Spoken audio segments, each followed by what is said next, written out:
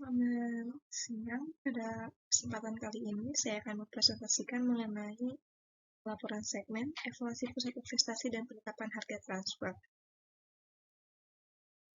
Selanjutnya, sebelumnya itu perkenalkan, nama saya Ansya Lokasia dari kelas manajemen C angkatan 1. Untuk yang pertama ini, kita akan membahas mengapa sih perusahaan itu melakukan desentralisasi. Untuk meningkatkan efisiensi secara keseluruhan, banyak perusahaan memilih untuk desentralisasi karena para manajer lokal mampu membuat keputusan yang lebih baik berdasarkan informasi lokal. Alasan perusahaan melakukan desentralisasi yaitu mengumpulkan dan menggunakan informasi lokal, memfokuskan manajemen pusat, melatih dan memotivasi para manajer, meningkatkan daya saing. Lalu yang kedua, perbedaan antara perhitungan biaya absorpsi dan variabel serta laporan laba rugi segmen. Biaya absorpsi dan variabel. Perhitungan biaya absorpsi membebankan semua biaya manufaktur ke produk. Menurut perhitungan biaya absorpsi, overhead dipandang sebagai biaya produk, bukan biaya periode.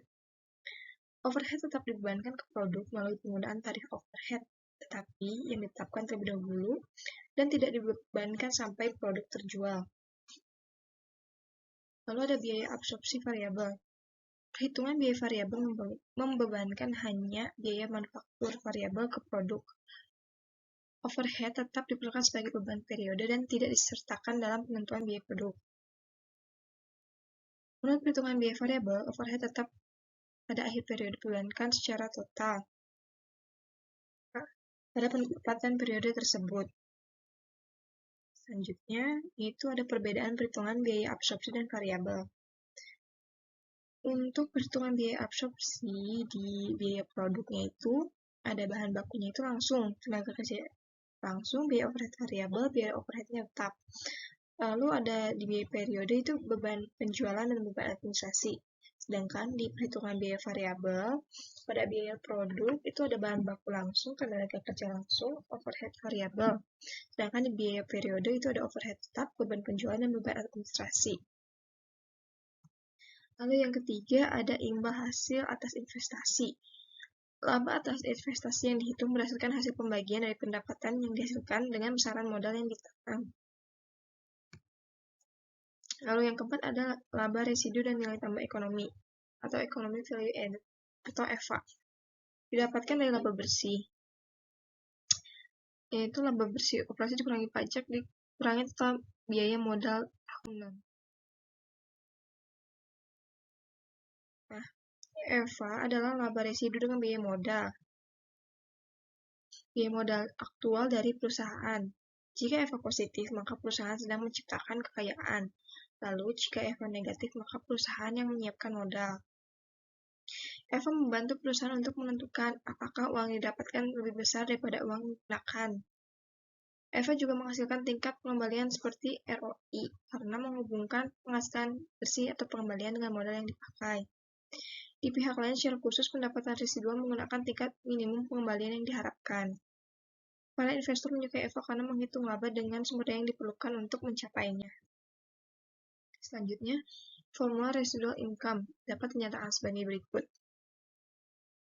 Residual income itu sama dengan laba operasi bersih dikurangi dalam kurung tingkat pengembalian minimal dikali aktiva operasi.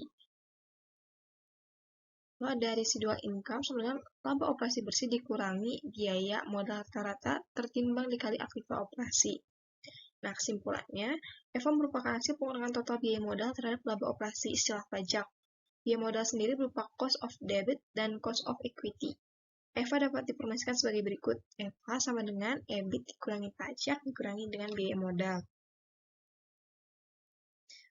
Rumus tersebut menggunakan indikator sebagai berikut. Yang pertama, bila EVA lebih besar daripada 0, terjadi proses nilai tambah perusahaan dan kinerja keuangan perusahaan itu baik. Lalu, bila EVA sama dengan 0, menunjukkan posisi impas perusahaan. Yang ketiga, bila EVA kurang dari 0, berarti total biaya modal perusahaan lebih besar daripada laba operasi setelah pajak yang diperolehnya, sehingga kinerja keuangan perusahaan tersebut tidak baik. Yang kelima, ada peran penetapan harga transfer pada perusahaan yang terdesentralisasi. Nah, kebijakan harga adalah salah satu cara di mana perusahaan membedakan diri dari pesaing mereka. Tujuan dari harga transfer yang pertama itu ada menyajikan informasi yang relevan untuk keputusan trade-off antara pendapatan dan biaya. Yang kedua ada memotivasi manajer untuk mencapai goal control. Yang ketiga, membantu menilai kinerja ekonomi pusat laba yang terkait. Yang keempat, sistem ini sederhana untuk dipahami dan mudah diadministrasikan. Tujuan dari penetapan harga transfer yang pertama ada evaluasi peserta divisi secara akurat, keselarasan tujuan, tetap terjaganya otonomi divisi. Lalu metode yang digunakan untuk barang transfer antar pusat laba. Ada harga pasar, a market based price, lalu ada harga pokok, CO based price, dan ada harga transfer negosiasi price. Lalu alasan dalam mempertimbangkan saat penetapan harga. Yang pertama itu adalah kepekaan terhadap pelanggan diperlukan untuk mempertahankan pertumbuhan penjualan. Lalu yang kedua, penerimaan pelanggan sangat penting untuk kesuksesan di pasar yang kompetitif. Lalu yang ketiga, harga itu harus mencerminkan nilai tambah yang ditambahkan perusahaan kepada produk atau layanan untuk mengatakan bahwa harga adalah customer driven. Mungkin sekian yang bisa saya presentasikan mengenai materi hari ini. Bila ada pertanyaan bisa dikirimkan ke alamat email saya. Sekian dan terima kasih.